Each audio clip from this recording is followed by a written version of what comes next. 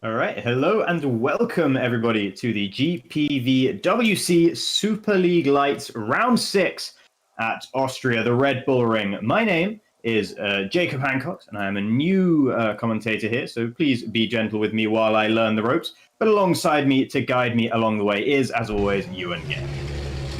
Jacob, welcome. How are you doing? It's nice to be alongside you. I hope you are going to enjoy your time with us. And look, you've brought the rain with you. It's going to be an incredible qualifying session. We're already underway. And Matic Kirsmakers is the first one to go out with Cedric. So, yeah, no, enjoy it.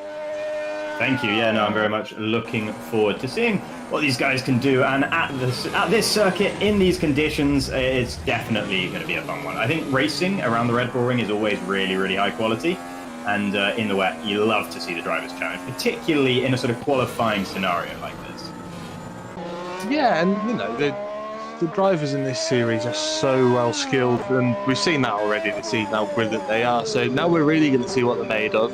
We've got, well, in practice just now, obviously, that's just finished before we've come on air. We've had a bit of a split with the Inters and the wets. It looks like the Inters are faster at the moment, but people have been struggling to keep it on the Black Island in the middle of the racetrack. So interesting to see what people do. There's Ivan Leonov with Revo on the Inters, but you can see as he goes around straight away, and that's the problem. So they have got the speed on the Inters, they just have not got the consistency. So we're going to see an awful lot more of that over the course of the evening. Yeah, very nice of Ivan there to prove you right and give us a little demonstration spin. Of course, nothing unintentional, of course. That was purely for demonstrational purposes there from the Revo driver. But yeah, no, I really like the fact that it's on the limit as well between the Inters and the wets. It just adds another extra dimension of making this as difficult as possible for the drivers. And that, I think, is what we like to see. And here is Vodka Hoekstra, who was one of the fastest looking guys, particularly in the practice session, which happened just now. It was in these wet conditions. Vodka's actually gone for those full wet tyres rather than the Inters and has managed a pretty solid looking Sector 1. Yeah, I've managed a pretty solid Sector 1. Just to give a bit of an explainer to you and anyone who is new to the series, qualifying takes place with the cars on their own. They're sort of isolated. There's no other cars on track with them on their system through R Factor. So if Leonov, for example, made the spin there and he was in the middle of the track as Hoekstra came around the final corner, Hoekstra would be completely unaffected by that. And I think tonight is going to be the first time this season we really see the benefits of that as Hoekstra does the first lap time and goes top. Yeah, that's a 1:16.0 then from Vodka Hoekstra. A couple more lap times coming in. Jannis Volborn currently sitting second, but Hoekstra is purple in both Sector 2 and 3 and was only a tenth away from the ultimate best one in Sector 1 as well. So Hoekstra making good on that promise we briefly saw in the practice session just now. Still about 4 tenths clear at the top, and many drivers have now come through onto the timing sheets. It'd be really interesting to see who does come out on top, because this man who's on screen right now, Matthew Williams, has been so fast this season as he comes into the pits. But yeah, it's been so close this season in qualifying so far. Usually the whole field separated by roughly a second. And the biggest margin for pole has been something like 2 tenths, 2.5 tenths. It's been so tight already. We've got a 4-tenth difference at the top as Paolini comes across the line, goes fastest in the final sector, goes 7th overall. So obviously we're going to have a bit of a bigger margin between each car, because it's sort of less to do with the car, more to do with the driver tonight. So yeah, expect the gaps to be a little bit bigger. Kinty's coming around the final corner, one of the first big hitters to come through. Let's see then, Alessandro Kinty about to head across the line here for Pescara. And moves up into P3 there, getting closer. They're edging closer to Vodka Hoekstra's time, but the Dutchman is still pretty much clear at the top. Hamming, Maguire all moving up there as well. That's Ayers currently sitting in second, and now someone does dethrone Hoekstra, and that's going to be Ivan Leonov. So getting those intermediate tyres to work well for him in the end. He is the fastest on that compounded tyre. Others on that set of tyres, Sandeep Singh, Mateusz Dabrowski, neither of them able to make them work quite so well as the Bulgarian. Yeah, and very interestingly, Matthew Williams was out on those intermediate tyres. He's come back into the pits after his outlap, and I think he switched to those full wet tyres. So it's all to do with confidence and being on the right tyre, not necessarily the fastest tyre. If you get the fastest tyre working, as Leonov has, even though he had the spin on his outlap, then obviously that's got the pace. Michael Ayers on his second lap on the wets, fast in the first sector, not so fast in the second sector. Let's see what he can do through the final 2 corners. Yeah, second sector isn't too far off. It's about 2.5 tenths away from the purple middle sector, which has just been taken by Hoekstra and actually just taken away by, I think that's Tobias Olsson going fast as well. But let's see Michael Ayers then out of this final corner and coming up towards the line for 86 E-Racing. This is going to be a 1:16.0, and that's good enough to remain in third, but not getting that close to Leonov and Hoekstra quite yet. Olsson does manage to get himself in the mix. They're up in a second. Jukapela Lalu going up into fourth as well. Yeah, Neptune looking really good after a few struggles at the start of the season. Olsen managed to get his best result of the season last time out in Baku, P7. He's got a new teammate this week, Lindbergh out, and Owen McGaugy in, and McGaugy's just been knocked out of the top 10 actually by Mark Hutchinson. So if Neptune can get it together this week, then, you know, more big points coming in and really kickstart the season. Yeah, McGaugy was a guy who was running pretty high up in the Super Cup before getting promoted here to Superleague Lights. And we'll see how they're going to be able to fare relative to the rest of the field. As you mentioned, currently sitting in 11th, make that 12th, as Saracino just goes and slots himself into that 11th spot. Now, you know, Paolini up into 10th. And here comes Wopke Hoekstra again, and it looks like another good lap from the Dutchman. Yeah, it does, and he's consistent, Wopke. He got a top 10 last time out, struggled so far this season. That's best result was 4th last time out, but yeah, speaking to him in between the races actually, and he's done better than he was expecting, even though we know he's so fast. He's made a step up into Superleague Lights, and yeah, hopefully that 4th last time out will kickstart his season as well. It's Matthew Williams, who hasn't really made his mark on this qualifying session just yet. Does have 8 minutes remaining though, so plenty of time for the Englishman, the championship leader, to get further up the order on the grid, and a purple sector 1 is definitely going to be something of a help in that regard, sitting in 15th at the moment, 1 second off the pace, but hopefully for him this is going to be a bit more representative. Yeah, just interesting to see whether his first lap on these wets was maybe a second warm-up lap just to get those tyres into the zone. We know that these wet tyres make the rear end slide around a little bit more, so you just need to get them into the right working temperature. Obviously the tread blocks will start moving around, but you don't want to wear them out too much either. But again, it's all about confidence in these conditions. He's going to fly through the final 2 corners and see if he can promote himself up the order a little bit. The great thing about the wet conditions is it does shake up the field a little bit, so usually we'd be expecting Matthew Williams to just be nailed on right up there at the top, but maybe not so in the wet. We'll see as he comes across the line, and in fact goes very, very close to getting back up to that top spot, 4 thousandths of a second short of Ivan Leonov. But seeing the likes of Leonov and Olsen up there in these conditions is interesting, because that's not really been the narrative thus far this season. No, it hasn't. And talking of the narrative, you know, Alessandro Quintai second in the championship. Williams' closest rival at the moment. He's half a second down on Williams. So, and going further down as Mateusz Szabinski puts a good lap in to go P7. So I don't know whether his driver's building through the qualifying, getting a bit of confidence, as Hammond has a big tank flapper through the final 2 corners and loses it. Sort of sums the season up so far. Does well to keep it out the wall in the end. But yeah, there's Szabinski on screen, and that's a great lap from the PLS. Yeah, no, very, very nice stuff there from the pole in the Polish team. Up there in 7th at the moment, Dabrowski, I think much further down in 19th. Here we go, here is the teammate, Maciej Dabrowski, and actually just heading back into the pit lane instead. So we'll see Mateo Kiersmakers instead, who is currently down in 18th position, not really where we'd expect to see the Belgian. Comes across the line and doesn't improve, doesn't really even get close to improving on that one. So, yeah, Kiersmakers starting to struggle with 6 minutes remaining. He's going to need to find some pace from somewhere. Yeah, that would be a shocker if he didn't manage to break into the top 10. He's been really on it this season. A few mistakes creeping into his racing, and that stopped him from getting more podiums than he deserved. Did get a podium last time out after penalties were applied. And yeah, you know, he's got the paces. April Carlsvad does what we saw just now from... I can't remember who it was. Frank Hammond. It was Frank Hammond. Well done. See, look, that's why you've brought you in. You've got eyes. Yeah, no, April Carlsvad doing the exact same thing. To be honest, won't be the last either. Owen McGaugy here on his Neptune debut, and he's gone faster than his own best lap in Sector 1.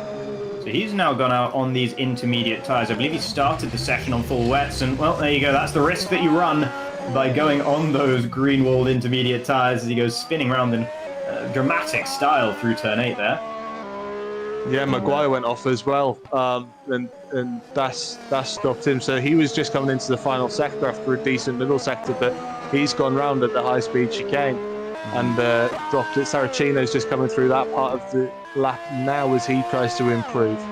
Yeah, looks pretty good thus far for Saracino. Let's see whereabouts this will shuffle him into the order. That middle sector was up there with some of the best of them.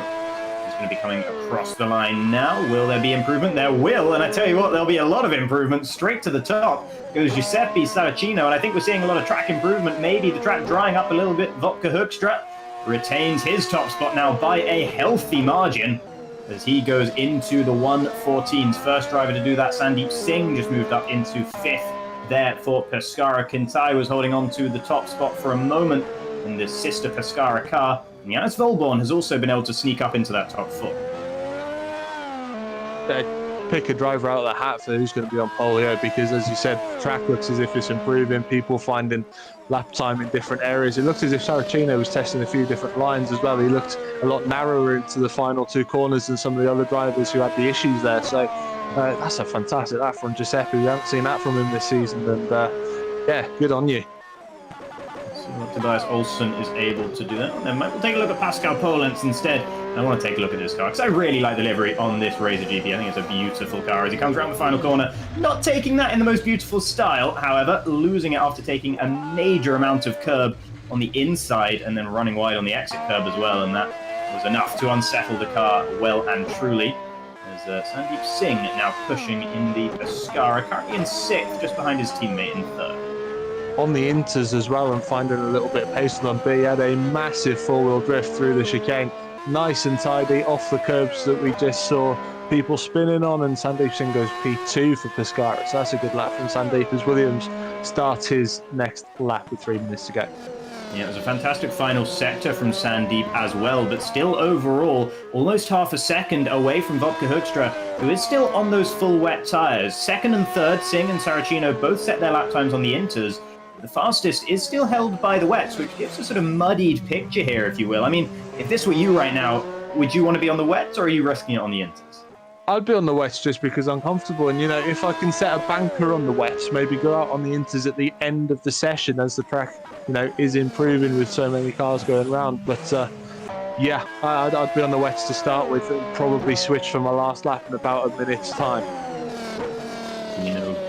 Paolini entering turn 4 here for Royal Blue Racing. Looks like he's had a decent sector 1, currently sitting down in 12th, and that's more or less where we'd expect to be Dino Paolini qualifying in unusual circumstances, shall we say.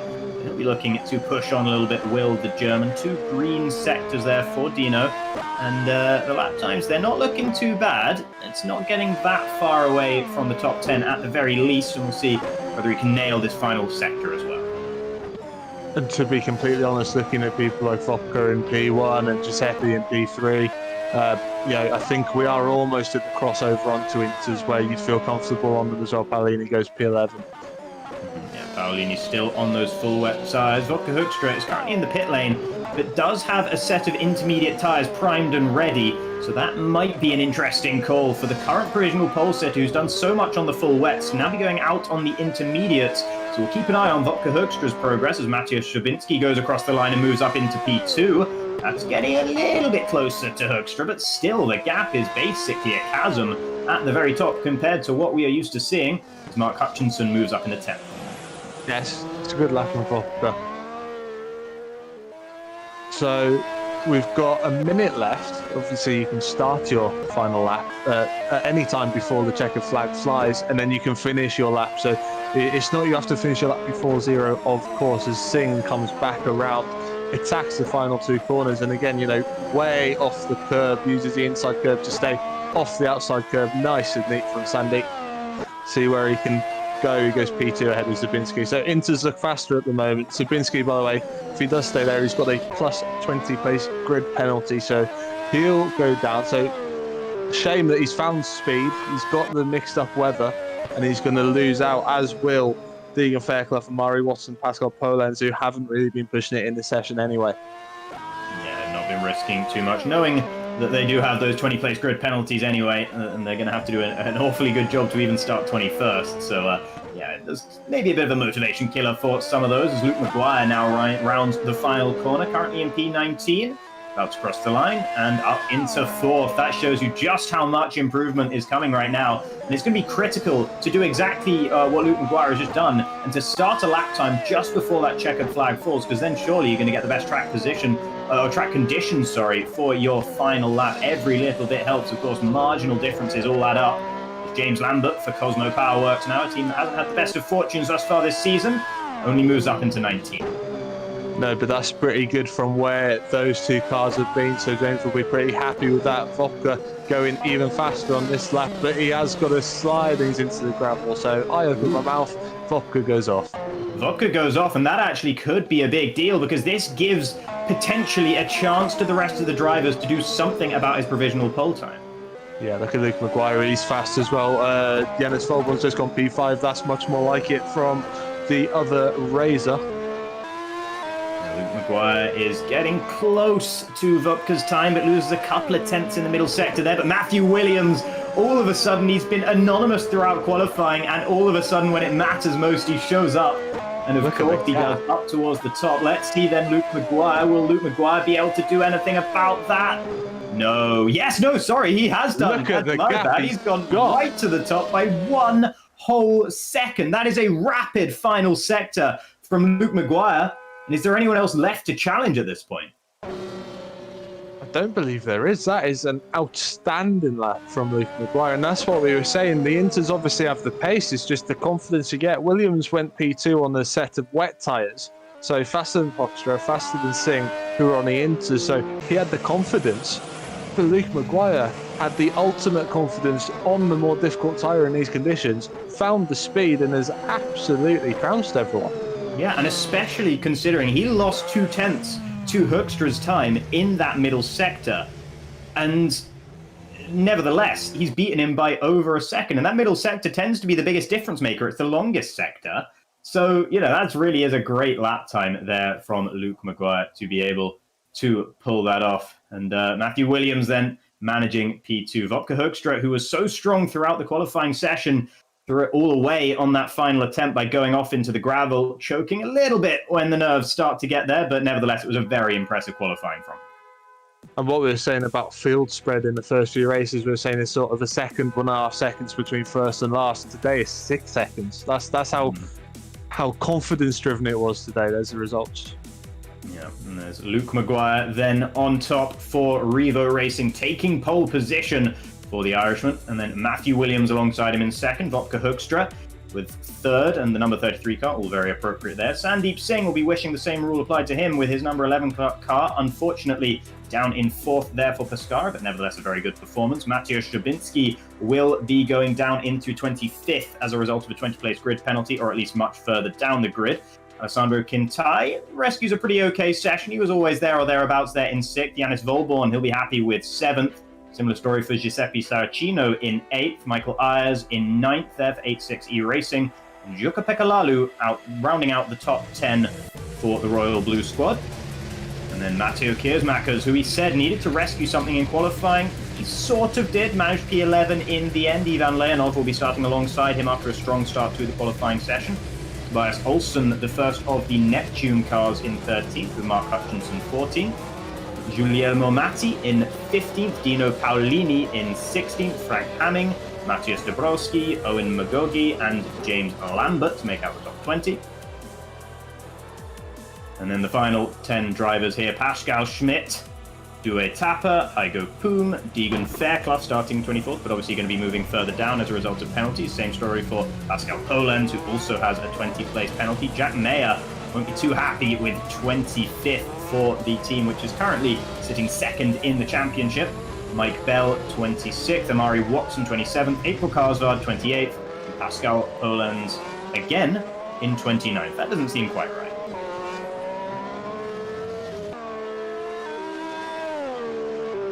So I suspect that might be... Actually, no, I think we saw James Lambert earlier, so I'll work out who that would be there in 29. I think a couple of drivers maybe didn't actually set lap times in the end.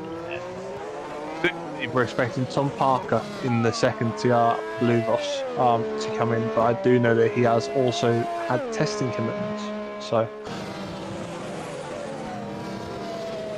Okay, so with that then, that has been our qualifying session here in Austria, and I think it's been a great appetizer for the race. We'll go to a break, and we'll be back shortly for the race itself.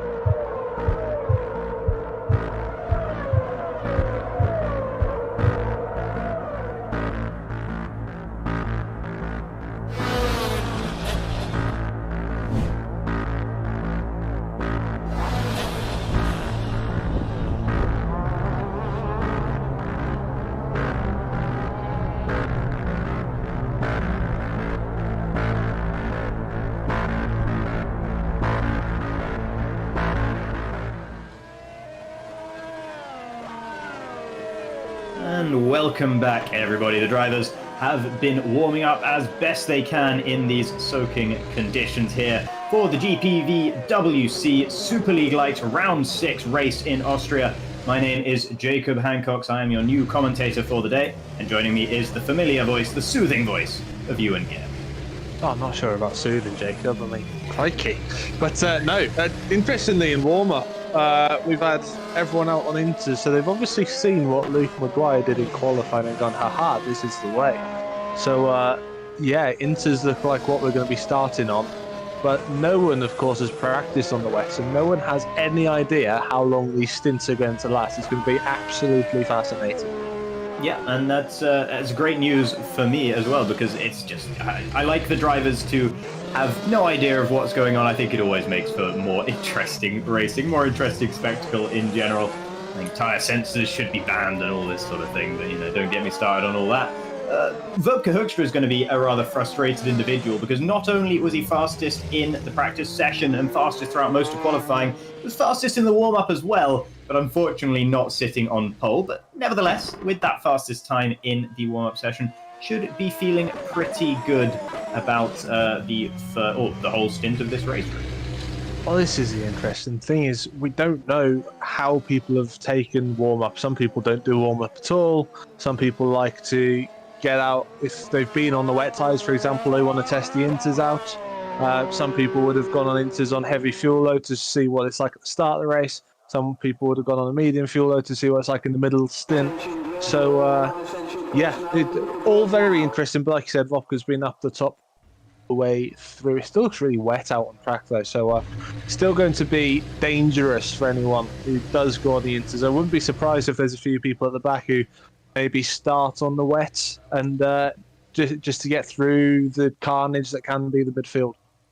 Yeah, absolutely. And I've got a small sense of trepidation about turn one here in these conditions. I mean, it's very narrow, turn one in Austria, and it can cause some issues in the driest of conditions. I mean, you see it in real life racing in Formula One all the time, you know, and those are the best drivers in the world. And if they're doing it, then everyone's going to be doing it. So hopefully these guys can manage a clean run through the opening lap, as everyone is just sorting themselves out, getting themselves set up and on the grid.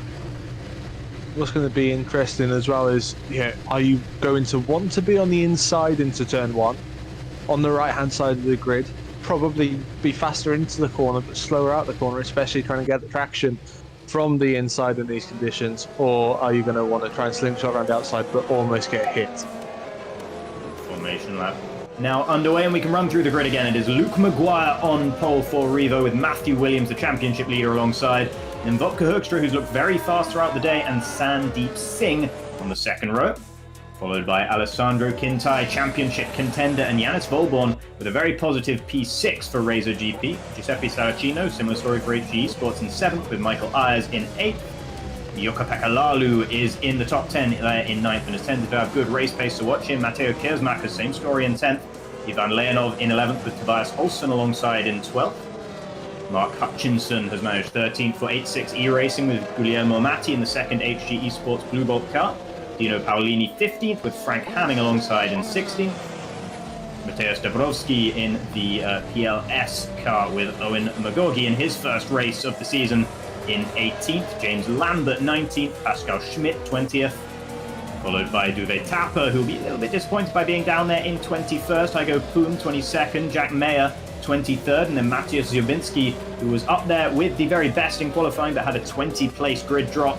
Mike Bell in 25th, April Karlsvad starting 26th. Then you've got two V12 crossfires, Deegan Fairclough, who also had a grid penalty, and Amari Watson. In fact, both of them had a grid penalty. And then you've got Pascal Polenz and Tom Parker rounding out the grid.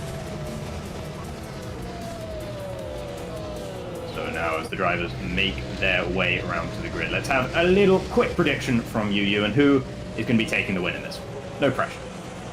No pressure. I mean, Vodka Hoekstra's looked fast and consistent, so it'd be great to see him snatch a win. Williams has obviously been fast all season, but if we're looking at pure pace, a second in qualifying, that's really ominous. And he's got that knowledge from qualifying of running on the intermediates. He's 3 or 4 laps ahead of everybody else. So I think I'm going to play it safe and go Luke Maguire.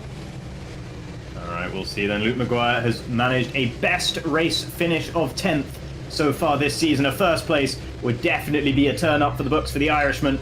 Revo Racing wouldn't shake a stick at it either. Matthew Williams, very indomitable competition to be alongside on the front row of this grid. You can see a few cars waiting in the pit lane as well.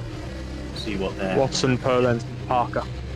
Indeed, Watson, Poland and Parker sitting there in the pit lane. As we wait now, drivers lining up on the grid. I believe we have intermediate tyres throughout the field, unless I'm very much mistaken. So that seems to be the option for everyone. As the lights now begin to come on here at the Red Bull Ring. All 5 lights, and we are underway in Austria. And in fact, it is not intermediate tyres for many, but Luke Maguire's had an excellent start, and there's already a crash going on in the background. I'm not sure who was involved in that one. The yellow's in Sector 1, and that could have insane ramifications because there were a lot of cars following. It's Kintai.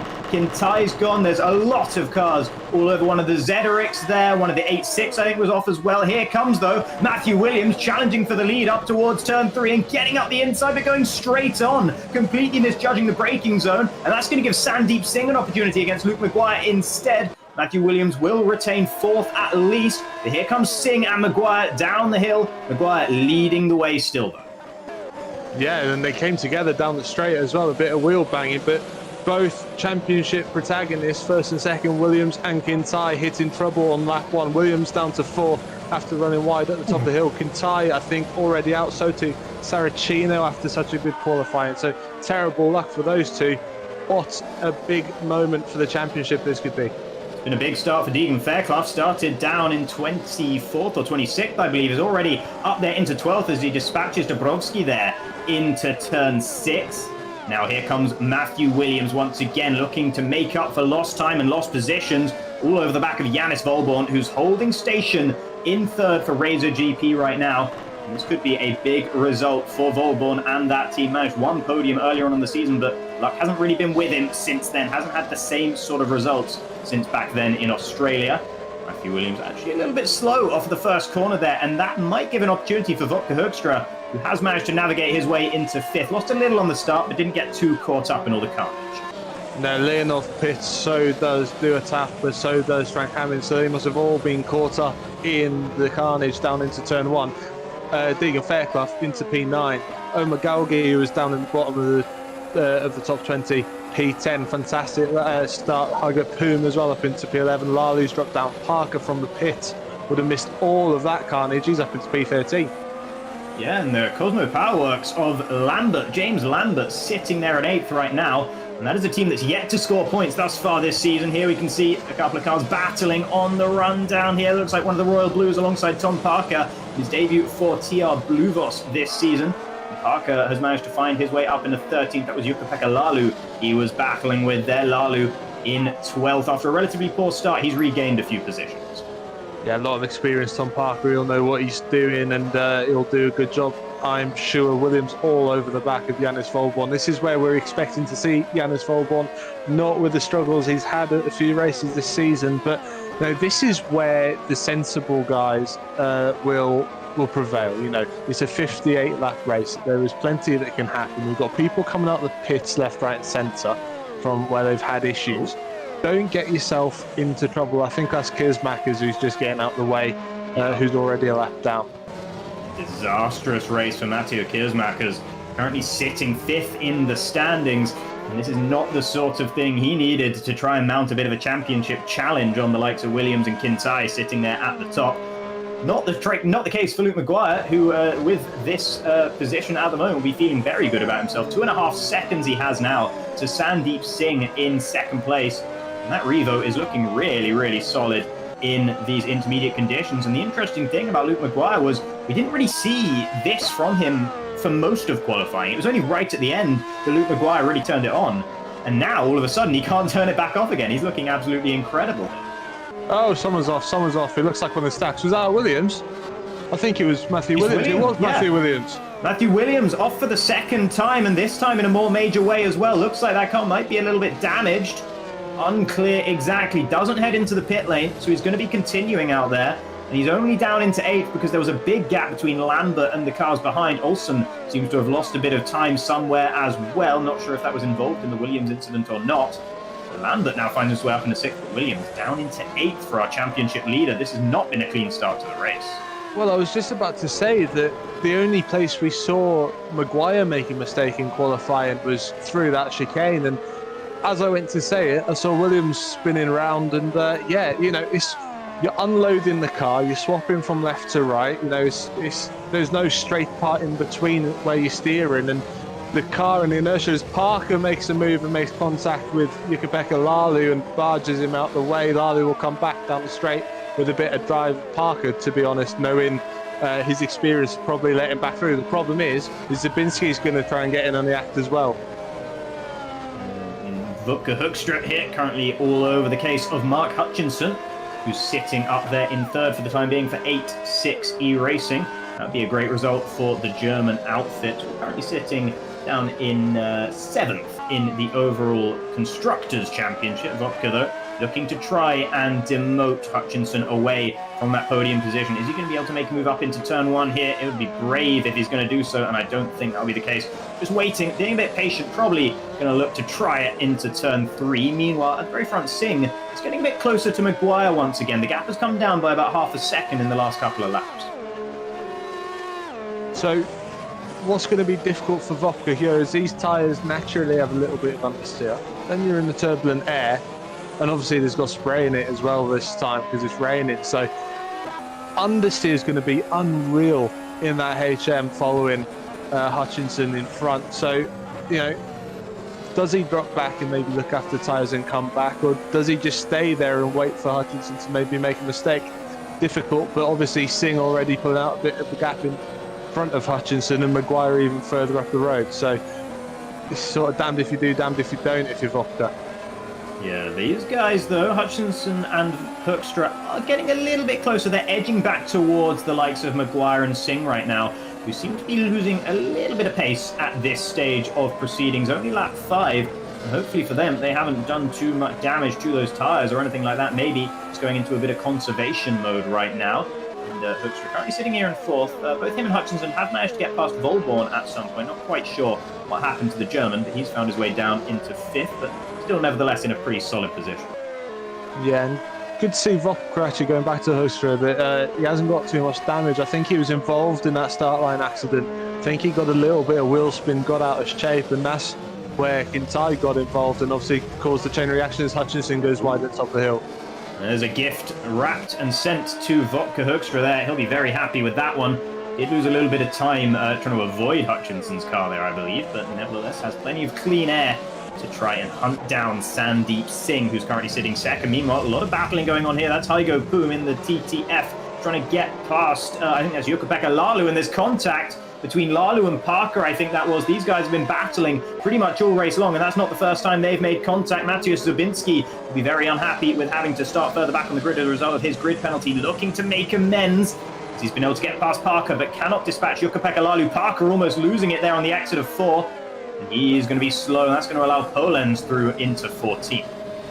Yeah, someone goes off into the gravel ahead. I think it's Hygo Poom after all of that. So he had the gift from Lalu. Lalu got ahead of Poom into turn 3, but then outbroke himself, got on the curbs, and that's what caused all of that. Now Poom in the gravel dropping places. I think he's rejoined ahead of Paolini. Luke Maguire, meanwhile, is back on pace. He spent a couple of laps in the mid-16s, but he's back into the mid-15s now. He actually set his fastest lap of the race last time around, and you can see how much that's changed the gap between himself and Singh. And also Hoekstra isn't getting closer to Luke Maguire right now. He's closing in on Singh a little bit, but he's not getting any closer to the race leader, and that is encouraging for Riva. Dinsky there getting past Lalu, who's struggled on the exit of turn 1. And now that might mean that another chapter will occur in the battle between Parker and Jukka-Pekka Lalu. And Lalu is going to think better of any move on Polenz there, who's sitting ahead. But Parker is just a little bit behind. Yeah, and with all the undulations and in this weather, the traction's so difficult to get. I think that's what we saw last time around from Parker. And then when you spin the rears up once, they tend to keep spinning until you manage to cool them down a little bit. So especially these tyres, the inters and the full wets, as Lalu has a bit of that going on as well around the corner, trying to find the traction balance between the left and the right rear tyres. Getting a bit squirrely, and that'll put Parker all over the back of you. Yeah, indeed. Lalu starting to struggle a little bit more. Didn't have the cleanest start to the races. I think that was Fairclough just getting past Magogi. In fact, Magogi is off the road, as you can see there. The Neptune should like the wet conditions, given the colour and given the name, but unfortunately they're not so great when you're on the grass. And Magogi losing several positions, going down from, I think it was 9th all the way down to 14th. Unfortunate for the debutant for that team. Is Michael Ayers, who'll be unhappy with the way his race has gone so far, sitting down in 17th with Dino Paolini just ahead, being a bit of a roadblock for him in that Royal Blue Racing car. Yeah, not ideal for Michael. And Paolini, he's not slow either. He's not easy to get through, even though he's down in 16th. Look at this. Parker, Polenz and Lalu again, absolutely together. And Polenz got the inside. He's got some decent drive off the inside as well. Surprised, but now Lalu will drag away, having squared the corner off, and Parker followed Lalu. That's why he's all over the back of Polenz. Down into turn 4, it's going to get so close between Polenz and Parker, the two Ps. And now Parker's going to set him up, you think. Meanwhile, there's been a change for the race lead. I'm not sure what's happened to Luke Maguire, but he's lost out to Sandeep Singh. Vodka Hoekstra is right with these guys as well, so something dramatic has happened to our race leader, and now he's looking to add more drama to the mix here. He's trying to go around the outside of turn 1, but cannot find any grip whatsoever. But Vodka Hoekstra, in his excitement, has spun the car on the exit of 1. He loses out to Hutchinson. He'll have to pass him all over again. And that was looking like such a good opportunity for Hoekstra, who now is losing out to the likes of Volbo. And there's Lambert trying to get through as well, still doing absolute bits in that Cosmo Powerworks car. And that would be his first and the team's first points of the season if Lambert can hold on to this position. What a way to do it. That would be with a P5. There's a Cosmo in the top 5. We're going to have to go and get a champagne, everyone in GPVWC. It's absolutely fantastic though from James Lambert so far. Absolutely incredible. Can only imagine that on the last lap, Maguire got out of shape. That must have held Singh up at the same time, and that put Hoekstra in together. And what's probably happened is Hoekstra's looked at Singh and Maguire going side by side into turn 1, thought, do I'm having a bit of that with a bit of drive up into turn 3 through the kink of turn 2, lit up the rears and gone round himself. So absolute bedlam top of standards. And yeah, all of a sudden Singh's got a 2-second lead out in front. Yeah, Maguire is not quick at the moment, actually. I don't know if there was some damage caused to the car or anything like that in whatever happened to Luke Maguire, but that last lap was not terribly fast. The final sector was a little bit better, so maybe cleaning up the tyres, something like that, but sectors 1 and 2 in particular, pretty dire on that time round, but Maguire seems to have sorted out that particular issue, I should say, as the gap is now stabilising between himself and Sandeep Singh in the race lead, and in fact, just came down by a significant chunk. I can only imagine Maguire slid once to fall back into Singh's clutches, and we saw him slide again into turn 1. So whether he was just trying to give his tyres a little bit of respite and to cool down a little bit before he went on the charge again, because what you don't want to do is get agitated and get frustrated and in doing that, cut short your stint time. This is Williams looking at the back of Tobias Olsson for P7. Yeah, the stacks, easy as day to see. The bright purple car definitely sticks out, does that particular livery, and Williams interested in investigating the rear end of Tobias Olsson's Neptune there, but Olsson not really being swayed by this at the moment, and Williams is going to be frustrated at the moment. Same with Hoekstra, to be honest. Both of those guys are going to be very unhappy with what has happened. They know that they are two of the fastest cars on this circuit right now. Just had a couple of mistakes apiece, and that has not suited them in terms of their standings in the race.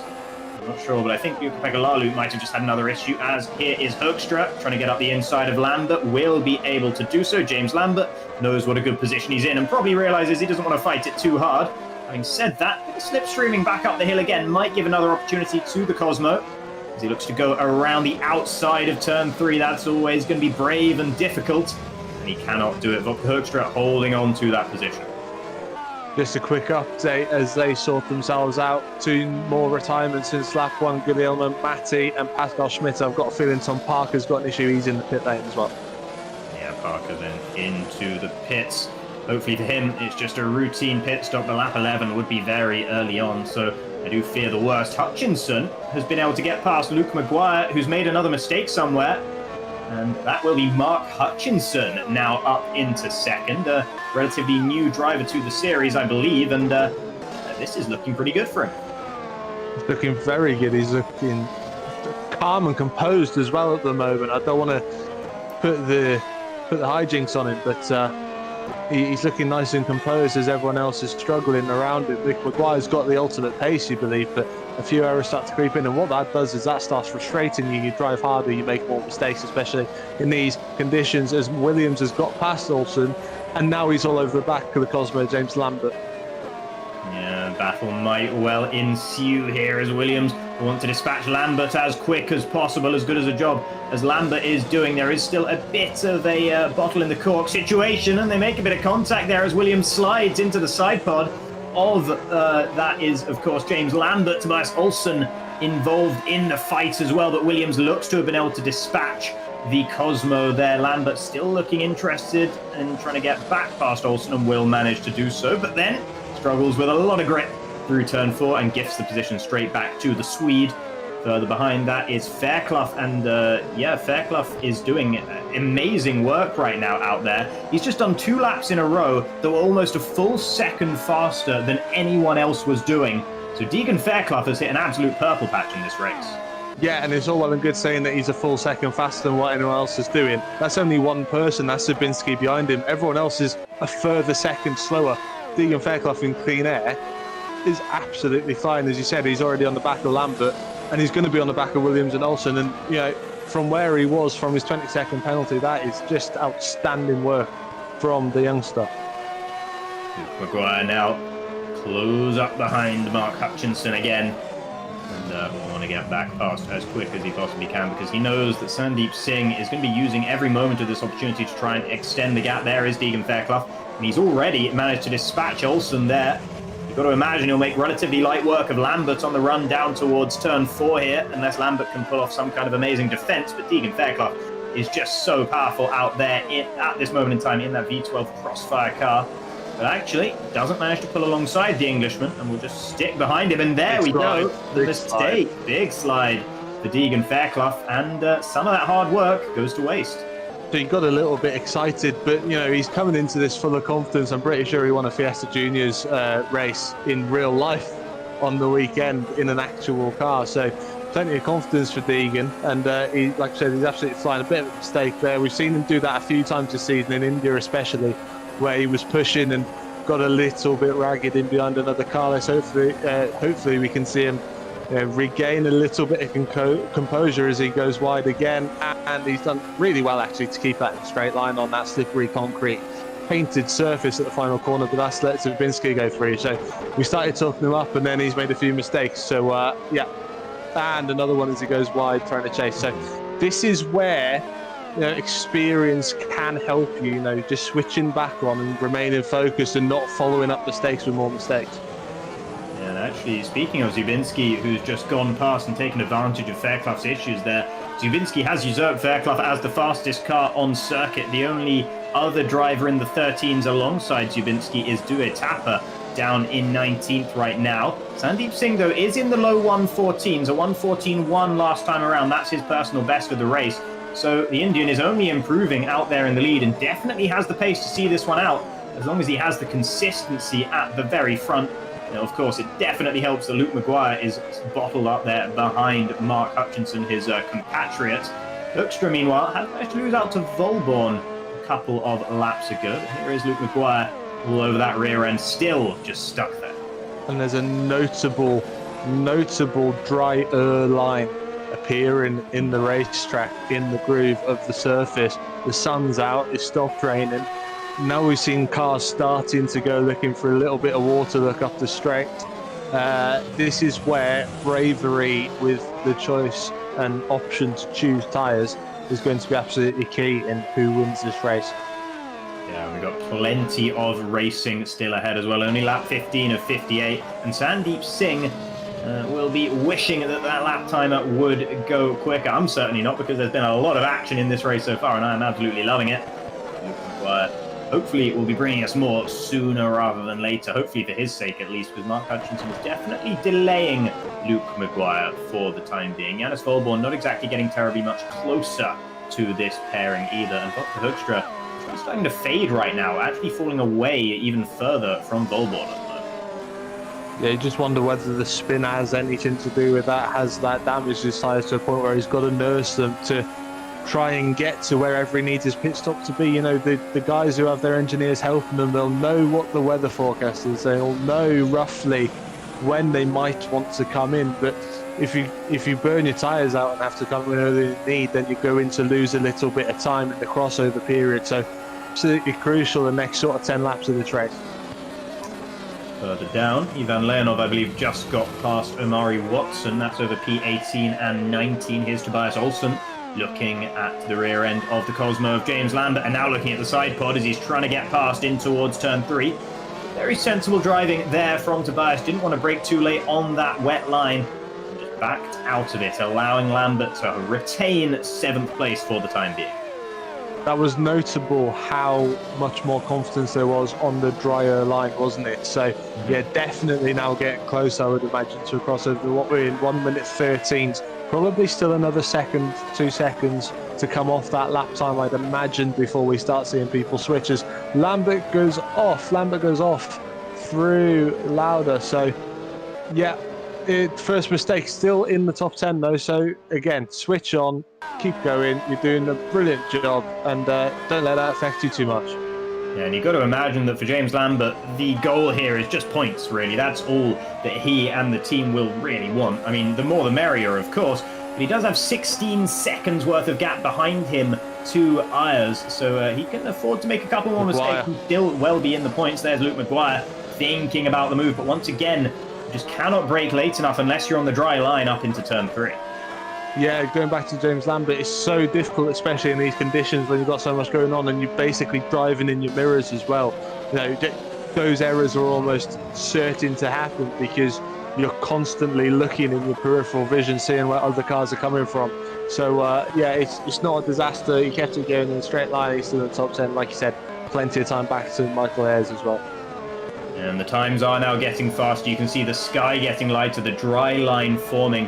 And the drivers are taking advantage of that fact. Everyone in the mid-13s now, or the vast majority of the field at least. Dr. Hoekstra was fastest last time around, but it was only a couple of hundredths faster than Matthew Williams just behind, and not enough to really make much of a difference to the intervals that everyone has at this stage. Interestingly, Sandeep Singh did have a pole lap last time around, and this pair have got closer to him as Luke Maguire thinks about the move into turn 1. Just as with turn 3, there's one dry line, and if you're not on it, you cannot brake late enough. 2 people to look out for: Mike Bell, P23 on soft tyres, and Jack Mayer, P21 on medium tyres. Let's have a look at what lap times they can do over the next few laps. Yeah, we will see. That's an early call, and it takes a lot of bravery to do that when you know that if you just go anywhere other than the railroad in the middle of the circuit, then you are going to be flying off the road quicker than you can say it was a mistake. But Sandeep Singh leading the way, slowing down a little bit. Still these guys inching closer towards him. Dr. Hoekstra still fast out there. In fact, last time around, he was on a 1:12.7. And only Fairclough joined him in the 12s. So Hoekstra, evidently, whatever issues were plaguing him a few laps ago, he's sorted them out. He's getting quicker now.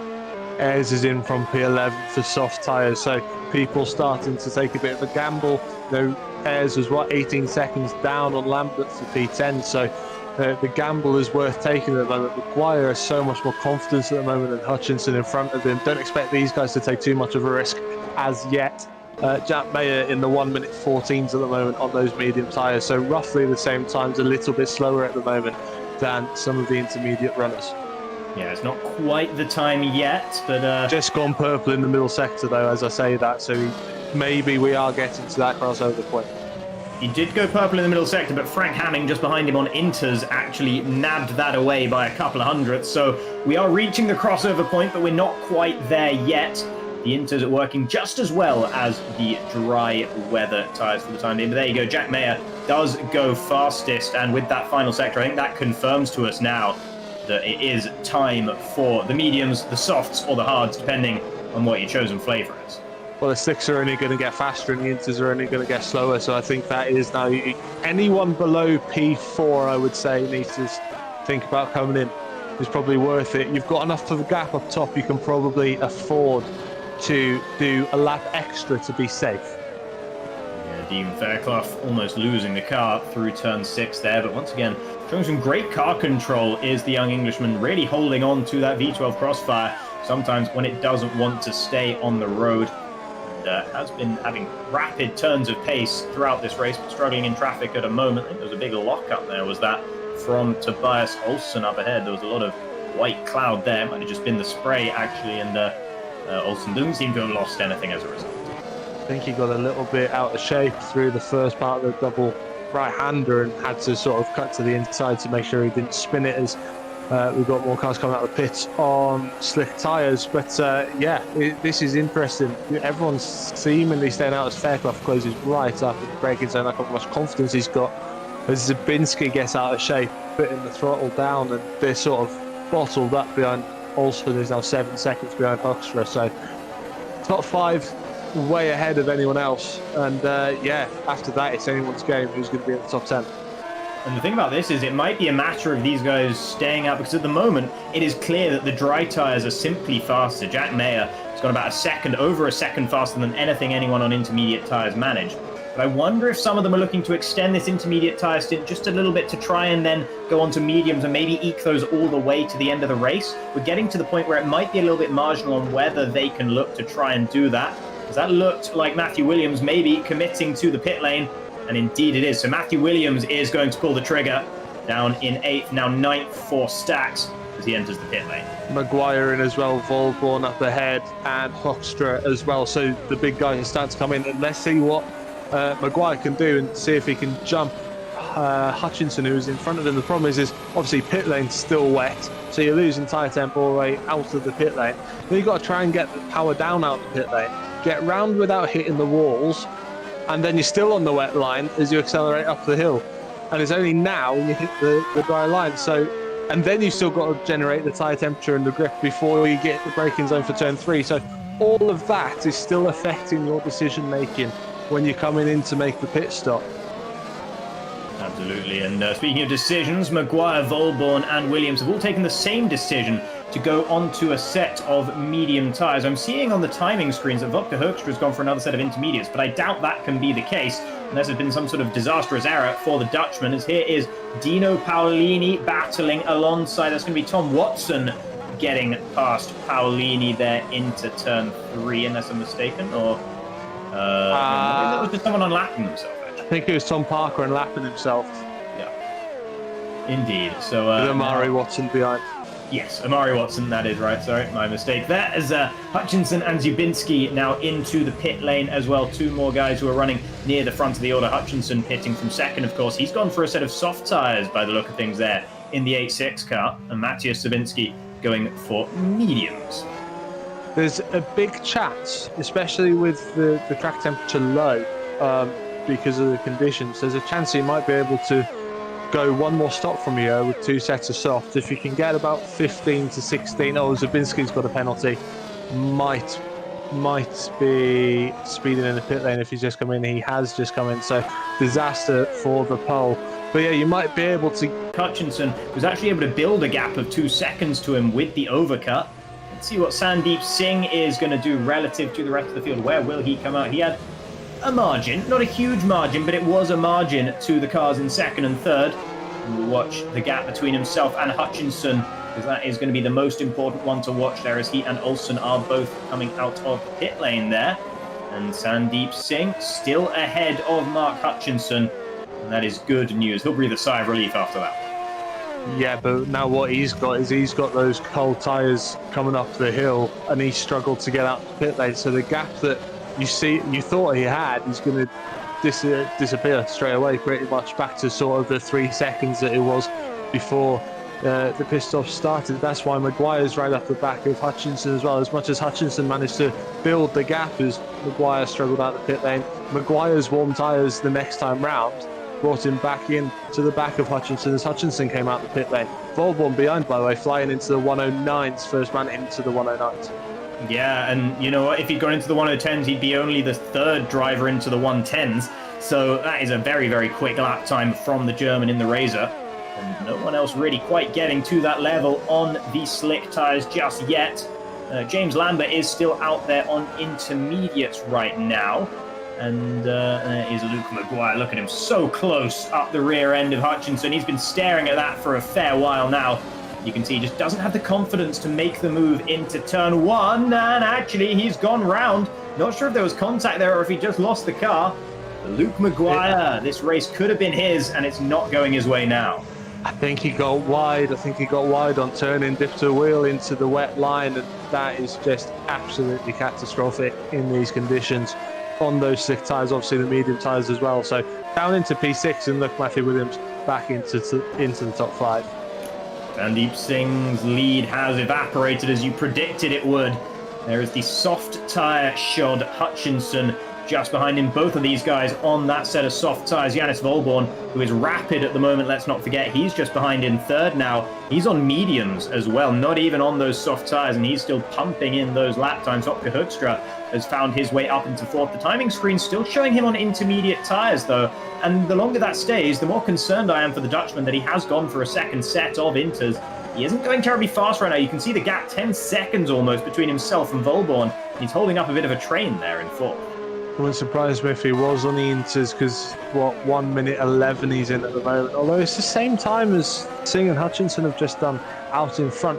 Volborn on the mediums might be able to push a little bit harder to the end of the race. If he makes one more stop still but goes medium, he might be able to push a bit harder. He's going to go for a move on the wet line. That's not going to work, surely. Oh, it has. That's brilliant driving. How did he do that? Yannis Volborn does what no one else has dared to do and brakes later on that wet line, on slick tyres no less. And Volborn moves himself up into P2. He is coming alive on this particular portion of the race. That 25 of 58, it's Singh in the lead from Yannis Volborn charging in 2nd. Mark Hutchinson having a very solid race in 3rd. Further behind, Williams has been able to dispatch Vodka Hoekstra, and he can look to try and chase down the race leaders and try and claim himself a podium by the end of the day. I can't quite believe what I've just seen. That was incredible confidence on the brakes, on the wet line, on medium tyres. Incredible from Yannis Volborn. Let's just remember, fantastic season last season, but only came 3rd in Australia, but then a retirement, 22nd, 19th in a retirement, has really stopped short any thought of a championship challenge this season. But this is what we know he's capable of. Luke Maguire coming back at Hoekstra, who is on those inters, as we can see. So unless there was an issue for Vodka there, inters were not the right choice, surely, at this stage of the race. When he came into the pits, Volborn, I think, has had an issue. Hutchinson back into P2. Yeah, Yannis Volborn, we praised him so much on the last lap, in the last few laps, in fact, and then he just goes and shoves that in our faces. Going back down into 3rd, hopefully for him, he can get back on it, because he was looking really exciting at this portion of the race. Vodka Hoekstra, though, yeah. I mean, I've got to imagine that it was a mistake. There's no way he made the decision to go for another set of intermediate tyres. I'd be very, very surprised. Yeah, it must be a mistake. Really unfortunate for Vodka. Yeah, really unfortunately. Like I said, he was up in the top 5 quite nicely, had a decent gap back to Matthew Williams. Deegan Fairclough, by the way, into the 108. Was that off? It's Luke Oh, it's Maguire. again. Oh, and that was close between Tobias Olsen and Luke Maguire there. That ate my heart in my mouth for a moment. And Luke, yeah, it's such a shame. He was on pole. He was your pick for the race win. And for a while, he looked absolutely good for it. But since going on to this set of dry tyres, and even for a while before it, he has not had the consistency to maintain a really solid point-scoring finish. Currently in 7th, is still on track for 9 championship points, and he wouldn't shake a stick at that. But yeah, he could be so much more, and he'll be painfully aware of that. Yeah, it's probably my fault, isn't it? Because I said he'd do well. So, yeah, no, and this is a thing. He's made one mistake, and this led to other mistakes. He hasn't managed to regain the composure. Like, to be fair, we've seen pretty much everyone on the track make a mistake because of the conditions. It's just the nature of it, isn't it? So, unfortunate, but like I said, still in the top 10. Still plenty of time. We're not even halfway through the race yet, so plenty of time to get back up towards the top 5. Yeah, and I think our top 2 drivers maybe the only 2 right now that I can confidently say haven't made a mistake in this race. I'm pretty sure Sandeep Singh and Mark Hutchinson have both been solid as rocks out there. And that is why they've been able to find their way up to where they are. Sandeep Singh leading the way now by 1.8 seconds to the Irishman in P2. And then Yannis Volborn chasing down. He's still the fastest one of the 3 in clean air, I think. But yeah, he had that mistake a couple of laps ago, and since then hasn't really found consistent lap times, as you can see the gap between himself and Hutchinson, about 1.3 seconds for the time being. Yeah, he has just gone wide at the final corner, though. Volborn way wide. He did well to keep it in a straight line, actually, again on that painted surface in these conditions. As we've got yellows back out in sector 1, let's see what that's for. No, they're back in, that's good. This usually, the quicker they go back in, it's usually just a spin. Volborn really experimenting with these wet lines going, oh, I think it's Maguire again. Yeah. It was Maguire again. He's down into P9, P10 now, I think. No, that's just a lapped car. So P9 for Luke Maguire. He's slowly slipping back to Revo. Yeah, and this is such a shame for him. He'll be absolutely gutted with the way this is going at the moment. And once you start to get that downward slide in the race, it starts to feel inevitable. You start to think, well, no matter what I do, I'm going down.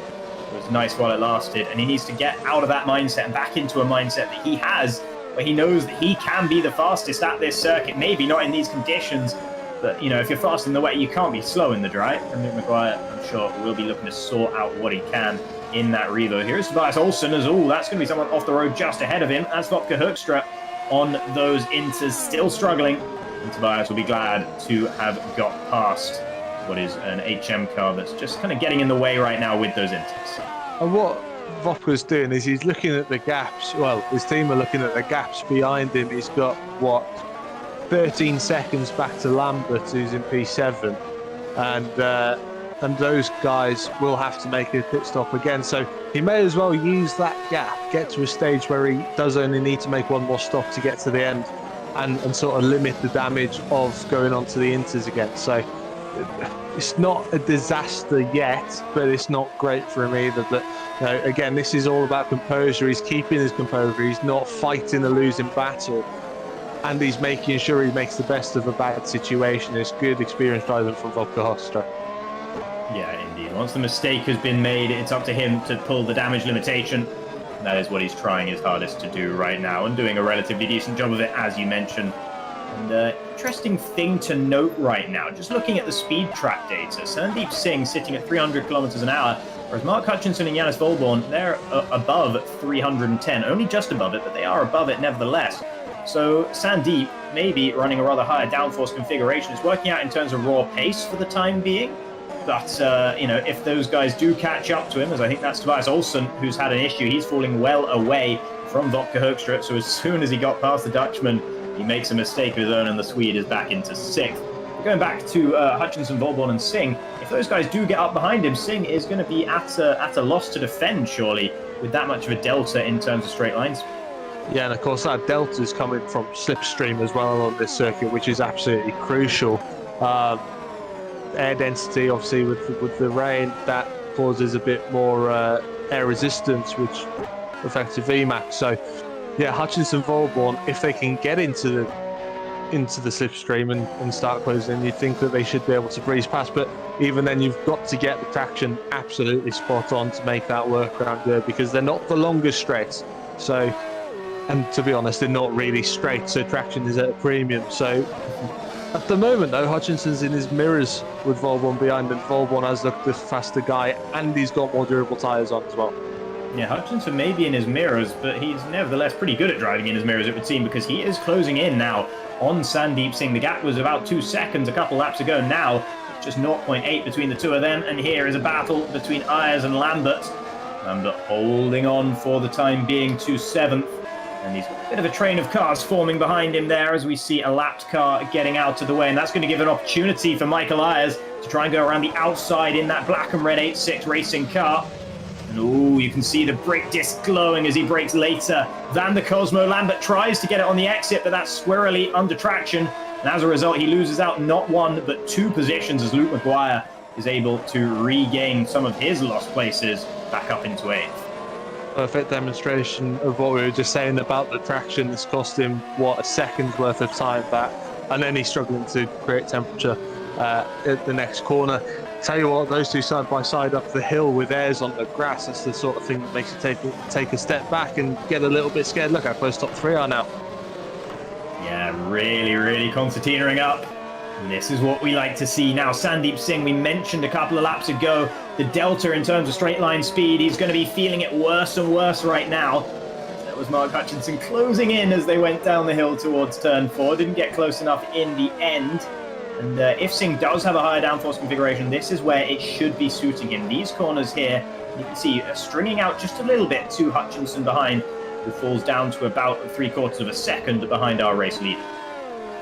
Tobias Olsen must have an issue because he's in the pit lane. That's awful early to be making another pit stop for another set of slick tyres. So maybe he's had a little bit of damage. I'm not sure. His last lap was, what, a 120. I don't know how much of that was affected by the pit lane entrance. Omar Galgi is out of the race as well. I think Jack Mayer is, and Polenz, and Kiersmack is as well. So plenty of people out of the race now.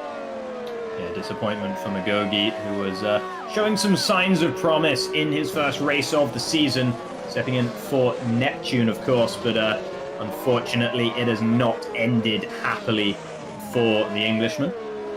Sandeep Singh still leading the way. Mark Hutchinson second, Yannis Volborn third, and then a huge gap to Matthew Williams in 4th, who even once he's got into clean air, isn't closing down these front 3. These guys are 3 of the fastest cars out there at the moment. Yeah, absolutely. I think this is Hoekstra coming in for a set of the slicks, but should get to the end on those now. So interesting to see what everyone in front does and what sort of speed he's got on the fresher tyres. I cannot see Singh and Hutchinson going to the end, so they'll definitely need to pit. If Volborn does need to pit, he can push a little bit harder on those mediums. But if he doesn't need to pit, because what's that, 30 laps on the mediums, he might be able to do that, you know. He might be able to do that in these conditions with the core of the track. So really interesting strategic battle now between the top 3. Tell you what though, if it's edgy for Yannis Volborn, he wasn't exactly being careful with those tyres when he came out of the pits. Remember, when he was a full second faster than anyone else when in the first few laps when everyone was on those dry tyres, Yannis Volborn was absolutely flying. And evidently, he wasn't paying too much attention to how worn those tyres might be getting. He was just thrashing them out there. Either that or he had absolutely godly speed that he was holding back. Hutchinson is going to be very concerned about that speed, but he himself does have the slipstream of Sandeep Singh. And that is going to help him maintain his second position and not allow the German behind too much of a sniff of an opportunity. And if what you're saying about Volborn's pace is true, look who's there to mop up the pieces in P4. Matthew Williams. He always finds a way to get back this season, it seems. Even when he's had adversity, he's back in the top 4. He's got a massive gap back to P5. And, you know, if he's sitting there waiting to see if people are going to pit, then he is going to be licking his lips at this opportunity. Yeah, and I mentioned a few laps ago how Williams was not getting closer to this front 3. He's not quite as fast as them at this stage of the race. But maybe that's because he's managing. Maybe he's playing the long game there in the stacks. And if that is the case, then we could well see a bit of a charge coming later on. There we can see just another car getting out of the way as Sandeep Singh, Mark Hutchinson and Yannis Volborn all get past and lap whoever that was. The thing is, Volborn now hasn't made that mistake. Maybe hasn't got the same confidence sending it up the inside. Though he came from a long way back to make that move. He's probably closer now than he was when he did make that move. So interesting to see what he's doing. Maybe he's just a little bit like a cat playing with a ball of wool and feeling his way out now, knowing that there's some strategy to play. He's so much faster onto the inside of the corner. So I don't know whether Hutchinson's made a mistake there, because he's actually dropped back from sync. So maybe a bit of turbulent air pushed him wide a little bit into turn 5.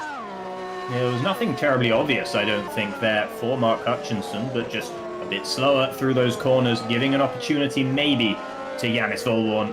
And he'll be smelling blood in the water and trying to take full advantage of any opportunity he gets. Meanwhile, here's Luke McGuire all over the rear end of Michael Ayers. Michael Ayers has had a pretty solid race, actually. It wasn't looking too great on the inters earlier on, but was one of the first ones to go for the dries, and that brave decision seems to have paid off for him. Currently running around in 5th with Maguire, Zubinski, Fairclough all in close attendance. Volborn up the inside. And there is Volborn taking P2 back from Mark Hutchinson. Hopefully for Yannis this time, he'll hold on to it. Yeah, so this is the thing. Settle back into a rhythm, get after Sandeep Singh, see what you can do. I imagine this is to do with tyre wear. And having a little bit more life in those tyres now that he's on the ultimate strategy, if you like. Look how close this is, back with the Ayers Maguire battle, Zubinski and Fairclough behind as well, looking to advance. And interestingly, Ayers has gone defensive on the wet part of the track, so maybe he knew that was a losing battle. Maguire back up into the top 5. Yeah, it's interesting. I wonder if, potentially it was intentional just to allow Luke Maguire through and to stop losing time for Michael Ayers. Maybe it was instinct. You think you go defensive, you go to the inside when you want to defend the position. It doesn't necessarily apply in the current conditions. There's a bit of attack there, I think, between Deegan Fairclough and Matthias Zubinski. Zubinski and Fairclough both going to be relatively happy with the way this race has gone, considering each of them had to serve a 20-place grid penalty at the beginning. And since then, they have been 2 of the fastest cars on circuit, but of course losing out on all those grid positions hasn't helped them, as Maguire has made another mistake. And this is going to give Zubinski the opportunity around the outside of 9. That's going to be brave if he pulls it off, and it was too brave for the pole. He goes skidding wide, holds on to the car, nowhere near any barriers in the end, and that is one of the graces of the Red Bull Ring. The barriers tend to be relatively far away, but that was a bit of a heart-in-mouth moment for Zubinski, and Fairclough couldn't quite take advantage of Maguire's misfortune either. He might just do so on the run up to turn 3 here, as he's back in the slipstream once again. Maguire not getting such a strong tow from Michael Ayers up ahead. Maguire will be able to stay defensive and keep Deegan Fairclough at arm's reach. Obviously, the thing with the straight and inverted commas at the Red Bull Ring is, when you say you've got to pick a line and stick with it down the straight, you can't weave. It's so difficult when you've got right-hand kinks and left-hand kinks. So you saw Maguire there, he drove a straight line, but it cut the corner that isn't the corner off for Fairclough. It ended up with Fairclough on the grass. I think Ayers has had a bit of an issue.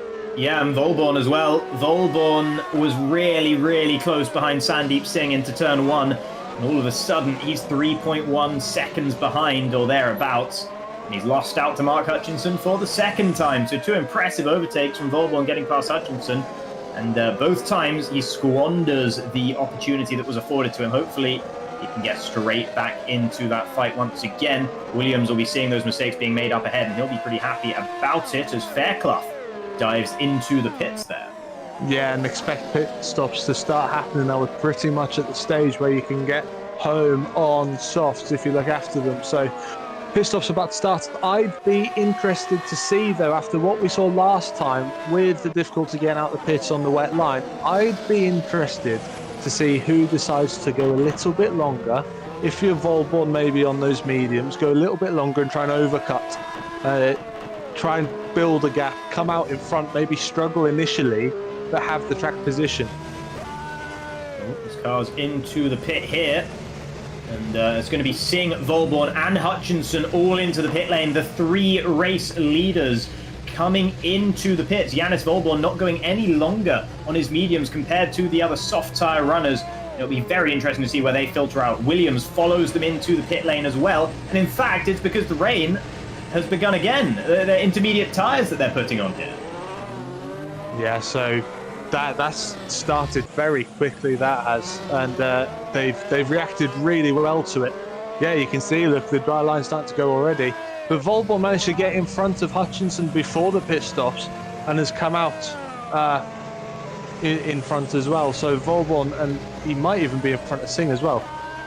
Yeah, Singh looks to be having a long pit stop there. Not sure if that's accurate or not, but yes, Singh might be down into P4 right now. Seems to have lost out to not only Volborn and Hutchinson, but Matthew Williams as well, who's gotten himself much closer to the battling pair at the front than he was before this pit phase started. Maguire, Zubinski, Ayers and Lambert all into the pit lane. Intermediate's the order of the day as the rain has come up once again.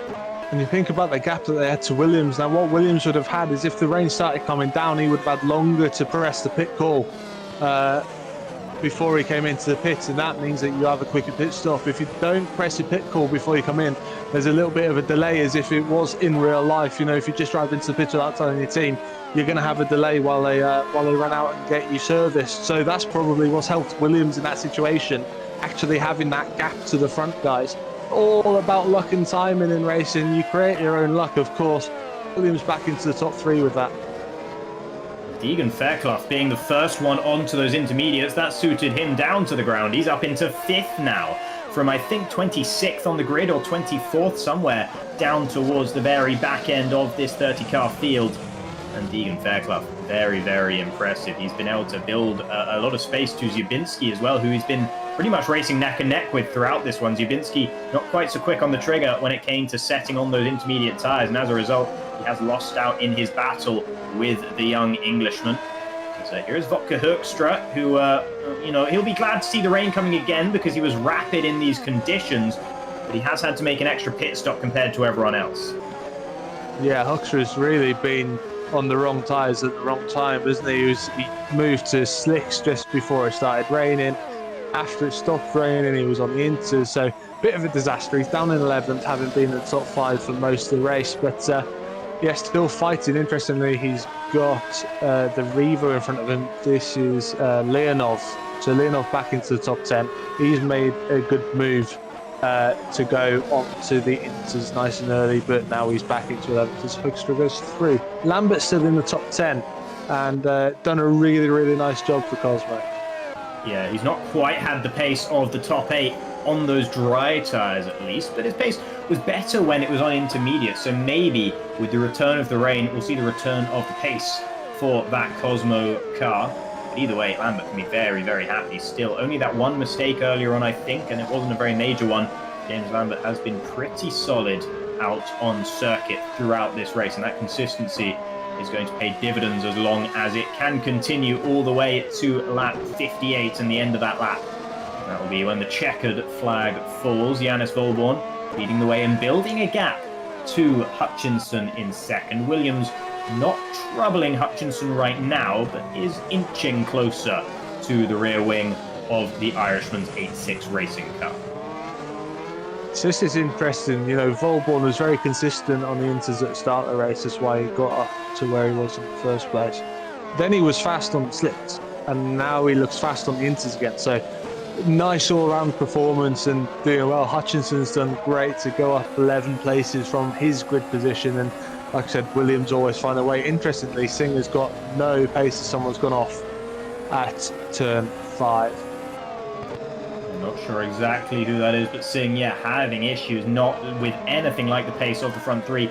Did lose a significant chunk of that time in the pit lane with that very, very long pit stop, but it's still, since that pit stop has come to its conclusion, Sandeep Singh hasn't quite been able to close in to those guys out at the front here. And Zubinski, who's in very close attendance with Luke Maguire, who's had enough action for this race, thank you very much. He'd be happy with just some clean air and being able to poople home at the moment, but he's not going to have that luxury, as there was Zubinski showing his nose on the inside of turn 1. Luke Maguire not to be scared off the road on that occasion, though, and Michael Ayers is only just ahead of this pair, so he's going to be nervous if Zubinski is going to be making too many more moves like that. Yeah, he is, and you know, Ayers and Singh are really going to prosper from this in the championship if it stays as it is, because Kintai on 84 points, not going to score after his issue on first lap. Lalu only down in 14, he's on 52 points, and then Singh's on 38 points, so we'll close in for the top 3 in the championship. And Ayers is only 2 points back from Singh, so we'll close in on top 3 in the championship. But Matthew Williams must be laughing his head off in his sim rig, because P3, all of his rivals struggling, and he's going to extend his already really, really nice gap of 19 points to really take a nice lead down into Canada. Yeah, that's the thing for Williams as well. It wasn't even really a clean race from him in that first stint.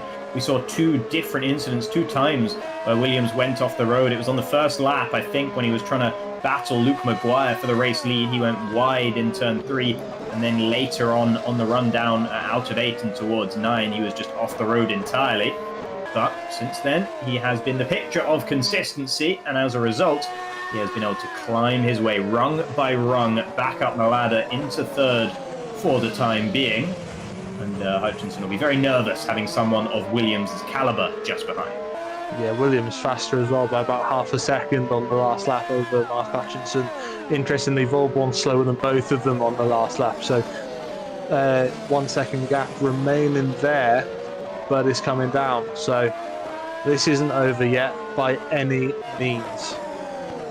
And Sandeep Singh in the 15s, while these guys are all in the mid to high 14s. So Singh still losing time to the rest.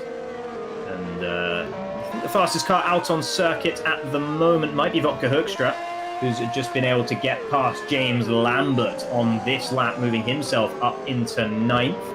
And Hoekstra once again showing that these conditions are where he truly shines. I think Lambert had a bit of an issue at the final corner because he did 118, and that put Hoekstra right on his back. So, yeah, Hoekstra fastest man on track. We're getting a little bit of an assist. Now we can have a look at the 15-second gap up to Mateusz Sabinski, who's 1.3 seconds faster. Michael Ayres there, losing out to both Maguire and Zubinski after making a mistake on the exit of the first corner. And that is a shame for him, but still running in 8th, of course. Nothing like his season's best result of a first-place finish back in India. An 8th-place finish would not be anything that the 86 Racing team would be unhappy with, shall we say. And still has plenty of opportunities to look to fight back against the cars ahead. Yeah, he was incredible in India. He started at P9, just flew past everybody. It was just incredible, that race. And he was really good in Baku, but contact put him out of the race towards the end as well. So we know he's got the pace. Another top 10 will do pretty well. Like I said, he's aiming for the top 3 in the championship. He's only raced 3 times before this race this season. So plenty of pace for Michael Ayres, but mistake, as you said, dropped him back there. Look at Hygo Poom, by the way, up to P11 now for TTF. Having been in the gravel really early on as well and losing plenty of time. So Hygo Poom, good recovery drive to try and pick up some points. Yeah, be much needed points for Hygo Poom and for TTF Racing. As Hutchinson closed in a lot on Volborn on the last lap. There was a lapped car just behind them as well, and I'm wondering if Volborn got a little bit balked there by the back marker. Maybe there was a bit of a misunderstanding, not sure. They did allow Mark Hutchinson to close right back in on our race leader, and Williams now is almost part of this train as well. Definitely raining harder because the times are getting slower into the 1:15s now. Volborn was 7/10 slower on the last lap, 1:15.7. I think Singh's had problems because all of a sudden he's way off these guys in the 1:16s. Williams still in the 1:14s, though, 1:14.8. So Williams still finding the best of the conditions, but it's definitely getting wetter. Yeah, everyone losing time at this stage, with the exception of Vodka Hoekstra, who's still pulling off 1:13s, a 1:13.943. But unfortunately for Hoekstra, there is 10, or make that 11 seconds of gap between himself and Ayres there in 8th. So it's going to take a lot of very rapid laps for Hoekstra to be able to close down that particular margin. But there may well be more mistakes. There have been plenty in this race so far, and that just goes to show how unbelievably tricky these conditions are out here. He's a very talented driver. Oh, there's an incident. That's Leonov and Lalu. And I think Dabrowski's just been able to get past both of them. Leonov might just be retiring there, or are we just waiting to let everyone back through? Leonov is going to be getting back into the race. No, Ewan. In fact, he didn't wait long enough. And Dino Paolini into Leonov there. It didn't look like major contact, so maybe Paolini's car is going to be okay. Or was that even Paolini? Or was that Lalu going straight back through? I thought the initial incident was between the two of them. Maybe that was Jukka-Pekka Lalu who was actually recovering rather than his teammate Paolini. well, they're both 2 laps down, which doesn't help that situation either. But yeah, it's not an easy place to get out of when you're up against that barrier, because obviously it's blind around the other side of the corner. So yeah, you could sort of see that happening. You can't just stay there and wait forever if you don't know what's coming round. But yeah, sort of inevitable that there was going to be an issue as he tried to reverse out there. Zabinski then up in P7 all over the back of Maguire. Really good pace. Back mark, that's going to get close. And there he goes round. Again, you could see that happening. And he goes down to 8th. Maguire's get back into P7. That's the second time in this race we've seen Maciej Zabinski off the road in the final couple of corners. Meanwhile, up at the very front, Williams has managed to find his way past Hutchinson. So Matthew Williams, our championship leader, who's won 3 of the 5 races so far this season, he'll want to make it 4. And there was a car off there. I think that was one of the back markers that Hutchinson thankfully wasn't collected by. And I think that was Dabrowski, who's just losing out to Tapper as a result of that. Yeah, definitely getting more tricky now, because Hutchinson must have made a mistake for Williams to get through. 117 on the last lap. Fairclough 121 on the last lap, and he's been rapid. So Fairclough losing time. That's why Maguire is closing in, albeit slowly. Yeah, it's difficult now. Last 11 laps of the race is all about mental strength now. Yeah, Williams is closing in just a little bit right now, but then actually just a fair amount of time in that third corner, so maybe made a small mistake there, and as a result, Volborn has extended the gap pretty heartily, in fact. So Volborn definitely finding better drive in that particular part of the circuit, and himself leading from Williams. Then Mark Hutchinson, who's still hanging on very well in third. Sandeep Singh, who is still losing time to these guys pretty much lap after lap. Last lap round, he was closer to their speed, but still 21 seconds, considering he was leading the race but about 10-15 laps ago. There's been a rather major fade away from grace for the Indian. Yeah, one mistake costs you so much, especially depending where you make a mistake. If you make the mistake into turn 1, for example, you've got the whole straight up the hill that you're losing time and momentum all the way through. So yeah, big issues depending where you're making mistakes. Williams, look, actually Hutchinson coming back at him at the moment, and Volborn starting to drive away. So it's still about tyre wear, even though it's raining, the tyre's still wear. And Volborn was good at that at the start of the race, to see what you can do towards the end. That was close. Hutchinson almost into the back of Williams. I think there might have been a little bit of contact there, and Hutchinson is slow on the exit. That's just a lapped car getting through. So that will be reversed in just a moment. I think that might be Frank Hamming there, unless I'm very much mistaken. No, it is. More Hygo Poo.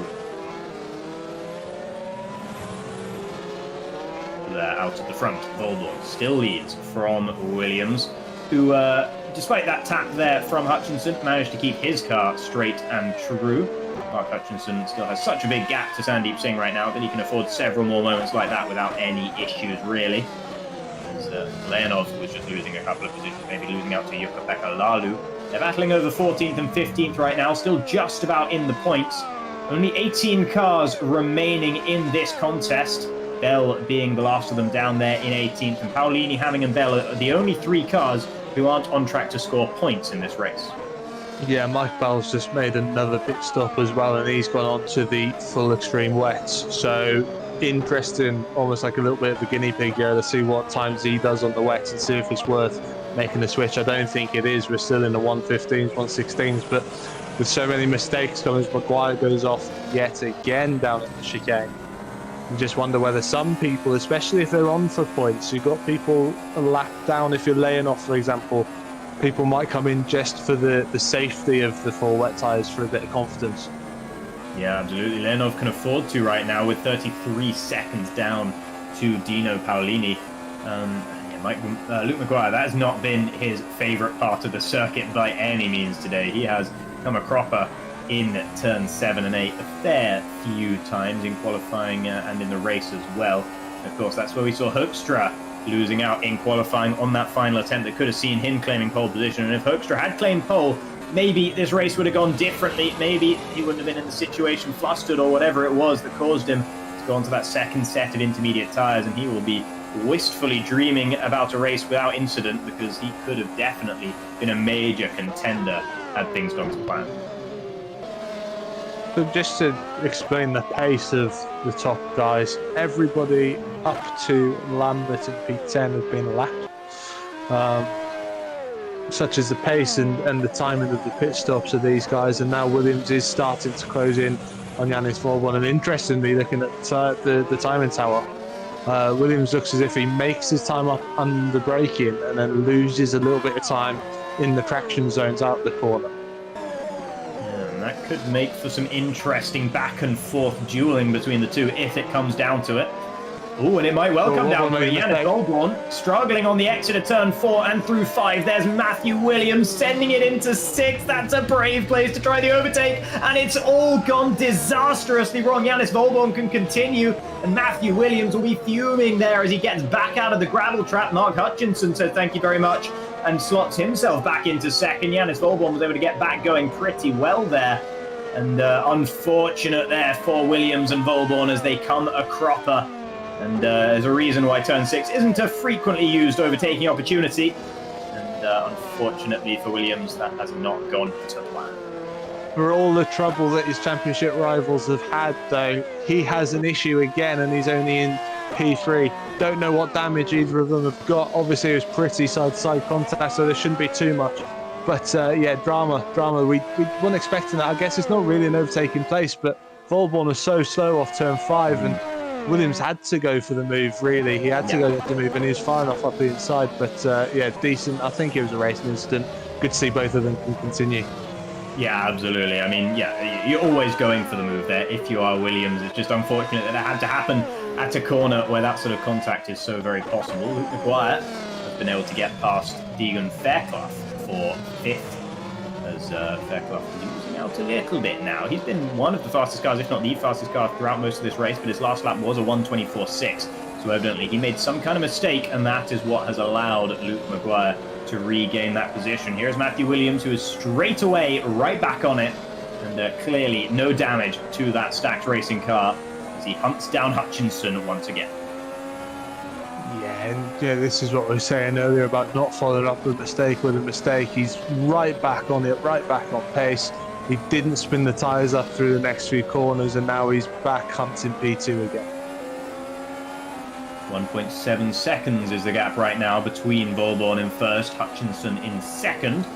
But you've got to feel if Williams does get past Mark Hutchinson, it won't be 1.7 seconds between first and second for much longer after that. Williams seems like he has the pace to really compete with Vollborn for the victory, especially if Vollborn makes any more mistakes. Williams getting closer as they climb the hill, but he wasn't close enough on this occasion, at least not for his liking. Let's see if he can get it under traction. That looked pretty smooth through turn 3 on the exit of the corner, and he'll look to close down. Might be close enough to think about a move into 4, but it is always difficult in the downhill braking zone in wet conditions. You don't really want to be sending a dive bomb up the inside of that one, and as a result, Williams just sticking behind in third for another half lap. Straight away on the last lap, he was 1.3 seconds faster than Vollborn out in front, so he's definitely got speed. As Hutchinson goes wide, almost collects Williams. Williams gets a freebie then. And that is Christmas come early for Williams, who gets one more opportunity now, you have to feel, to try and claim his 4th race victory of the season. And Yannis Vollborn will be just thinking, oh, Mark Hutchinson, could you not have held him back for maybe a couple of laps longer? As Williams is straight back through, is straight back through onto Vollborn. And now it's already, look at it, 1.1 seconds. It was 1.7 or thereabouts when Williams got past Hutchinson. It's already beneath the 1 second mark. 5 laps to go then. It's been absolutely fascinating so far. Flown by, strategies all over the place with the weather, and like you said, Williams already within a second. And he's going to be a little bit angry after what happened down at turn 6 or turn 5 just now. So this could be really tasty in the closing stages of this race. Absolutely could be. Let's hope it's tasty, but not too spicy. We don't want to see any more incidents like that once again between these two. I would love to see them going wheel to wheel just one more time at least before the race comes to its conclusion in just 4.5 laps time. Tension is really building here as that bright purple car is going to be such a presence in the mirrors of Yannis Volborn's Razor, and what a race this would be for Razor as well. They are currently sitting down in 12th in the Constructors' Championship. And after Volborn's podium back in Australia, they haven't really had any results to scream from the rooftops about, but this absolutely would come under that category here in Austria in what has been an utterly drenched and difficult race for the whole field. And Yannis Volborn has been one of the class of that field. Trouble for him is that the class of the field in every other race is right behind him. Yeah, and he's just eking closer now. He's not massively fast. It's still 4/10, but it's gone from 1.3 seconds lap to 4/10 to lap. So Volborn's starting to quicken up a little bit, but Williams, you feel, has got the pace, 4 laps to go. James Lambert, by the way, still got a healthy margin to stay in the top 10 for Cosmo. Volborn a little bit out of shape at the top of the hill. Yeah, and actually, Volborn's not even going fast enough to lap James Lambert as things are currently going. So he's going to finish on the lead lap and in 10th, and that would be just fantastic for the Cosmo Powerworks outfit. Volborn, mistake didn't cost him too much. And where's Williams? Williams lost out a little bit through turn 4 there. You can see him struggling with traction on the exit. Just a little bit of time lost, nothing that's going to cause any sort of calamitous issues for the championship leader, but evidently not too happy with the car through turn 4, on this lap at least. But that's a lap of progress gone, though, straight away. And when you've only got 3 laps to go at the end of this lap, that lap of progress could be absolutely critical. Volborn really pushing it through the second to last corner, almost going wide, gets it collected up and powers down the straight. So, yeah, doing well at the moment. Yannis Volborn holding the gap, but Williams, yeah, he's still got the pace. He just needs to limit those errors if he wants any chance. 3 laps to go. 0.8 seconds clear in the lead from Matthew Williams. Fairclough has just been able to get past Maguire for P5, but all eyes are on this battle that could be a titanic end to this race. You can see he's the shark and he's got the water. Williams just needs that little sniff of blood and he'll be right up there with Yannis Volborn once again. Last time Volborn showed any signs of weakness, Williams was there to pounce immediately. It didn't go well for either driver on that occasion. And both of them will be very wary of that fact. That will be playing on both of their minds right now. Williams will be thinking twice about any moves. Volborn will be thinking twice about whatever Williams is going to be doing behind. And both of them are going to have to make sure they don't think too hard about it, because that's when the mistakes are made. You need to drive on instinct in situations such as this. And Yannis Volborn still leading. Didn't make any mistake there. He's actually built a bit of a gap to Williams, who's fallen 1.4 seconds, 1.5 seconds behind, 1.6. What is happening? Williams, what is happening here? He's losing out consistently every time that interval updates. He's losing another 10th. There's something wrong with the car. That's mysterious. It's starting to come back again. I don't know whether he just went a bit wide, a bit slidey through the chicane. It's interesting, Volborn had actually lost time. What's happened to Williams? 2 seconds now. He's not losing time as consistently as he was before. And actually closes in heavily under braking. You can see the car struggling to turn in a little bit there. There's some understeer from those intermediate tyres at the front end of the car. Luke Maguire's round again. There's a yellow in Sector 2 for him in the Revo. And guess where? It's the exit of Turn 7. And that is no where front Luke wing Maguire either. has been issues every time in this race. And there is no front wing, as you mentioned, on that car. So will he come back into the pits? He pretty much has to, I guess. But it's such a shame. With so little time left in the race, he will have to pit once more to regain that front wing. And Williams, he's still losing time. I tell you what, he went into this race with an engine sitting at 34%, didn't opt to take a new one for the Stax Racing team, and maybe it's just starting to lose a bit of performance in the latter stages here.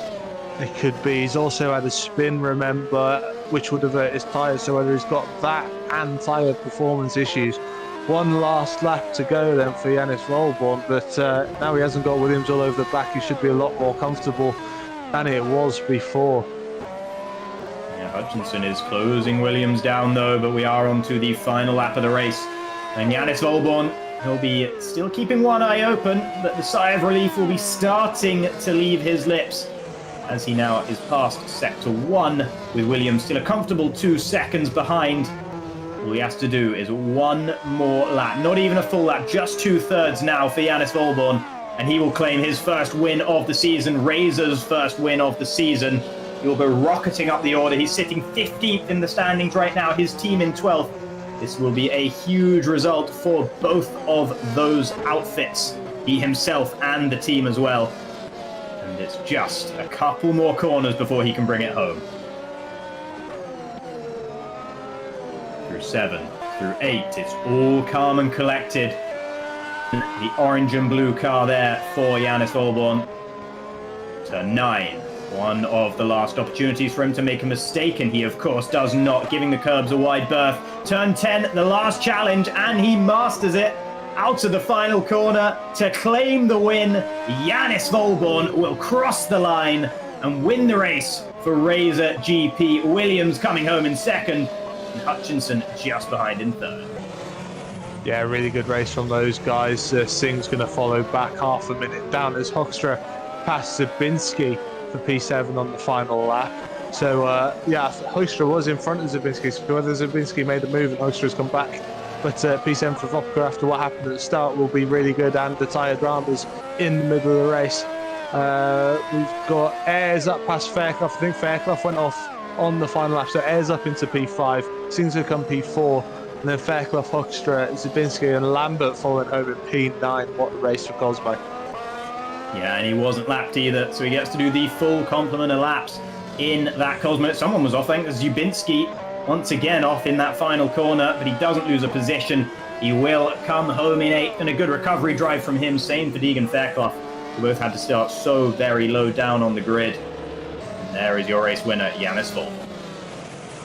Yeah, really, really impressed with his drive. He was fast in all conditions. And then Matthew Williams, of course, championship leader, extends his lead at the top of the championship. But after how the race started going wide, and then he had to spin at where Volborn is right now, he would have been panicking. Here you see then the official results. Yannis Volborn taking the win with Matthew Williams and Mark Hutchinson rounding out the podium. Great result for Hutchinson as well. Slightly overshadowed by Volborn in the end, but nevertheless he'll be happy with it. Sandeep Singh matches his season's best result with a P4. Michael Ayres in 5th with Deegan Fairclough coming home in P6. Vodka Hoekstra in 7th after his race went up and down and up and down and up and down. Matthias Zabinski with that recovery drive to 8th. James Lambert take a bow. Last driver on the lead lap and taking the first points of the season for Cosmo. And then in 10th, it was Hygo Poom, who had a very good race for TTF Racing as well. Then Luke Maguire, unlucky on the day after he started from pole position, finishes down in 11th. Doa Tapper in 12th. He had flashes of speed, but we never really got to see it from him. Maciusz Dabrowski finishes in the points in 13th for PLS. Jukka-Pekka Lalu manages 14 points for him. Dino Paolini in the other Royal Blue rounds out the point scorers. Then you have Ivan Leonov and Frank Hemming, followed by Mike Bell. And those are all of our finishers. Everyone else behind did not finish this race. Tom Parker, Omari Watson, April Carlsvard, Tobias Olsen, Owen Magogi, both Neptunes falling out. And it's a shame for Olsen, who was having a strong race until that point. Jack Mayer, Pascal Polenz, Matteo Kiersmakers, he'll be very, very disappointed indeed. Pascal Schmidt, Guglielmo Matti, Alessandro Quintain, and Giuseppe Saracino. It was not a day to be an Italian. 28th, 29th, and 30th.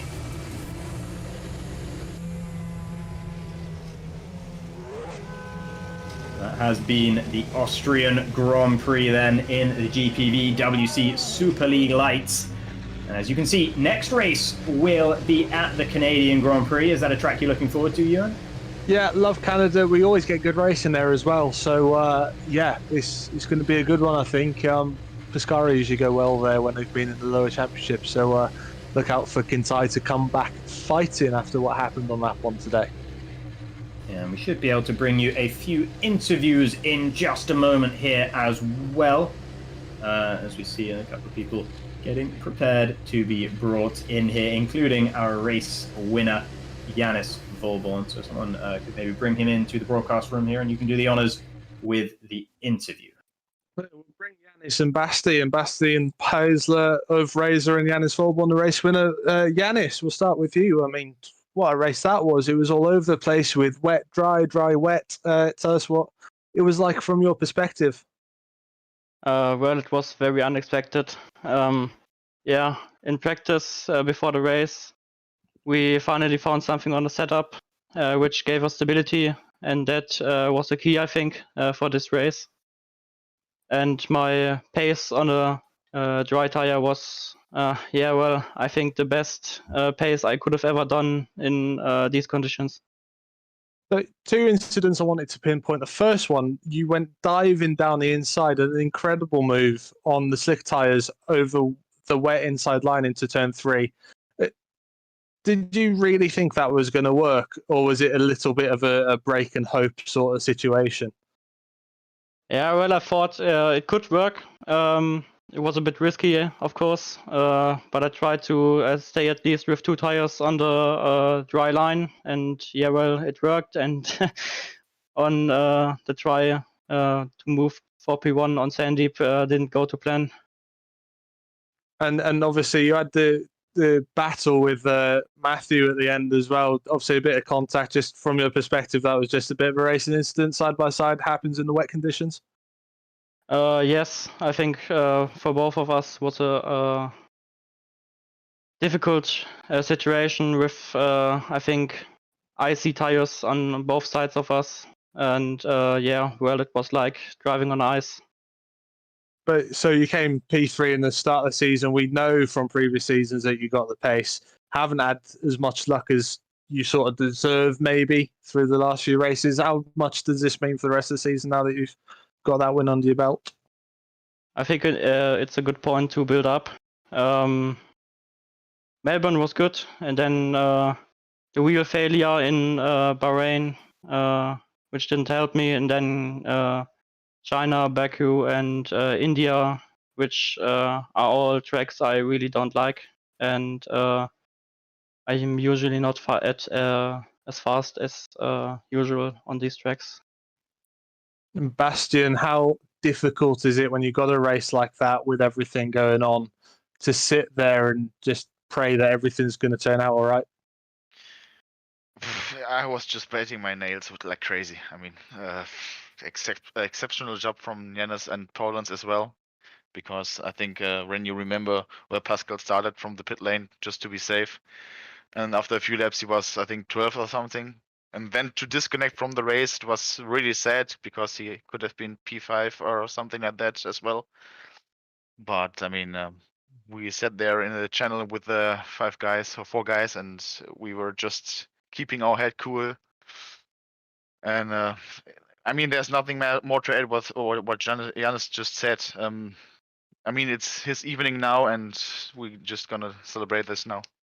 Are you guessing through the race with how long those wet tires are going to last? Because obviously, I imagine you wouldn't have tested too much with those tires in those conditions. Well, yeah, I mean, once you lock up with the intermediates or slide a little bit, you lose 10% or something, which is pretty harsh. But yeah, so that's even more of a job to keep it on the track, especially with the intensifying rain in the end. And I think we had 60% on the tires in the end, and it was just like ice, as Janis said. No one had any experience with the intermediates, I think, in these conditions, in this heavy rain. Yeah, but yeah, you can't overtake anyway. So we were quite confident that we could win this one because Matthew couldn't really get a chance to overtake us. Well, once, yes, but yeah, that ended not so well for both of us.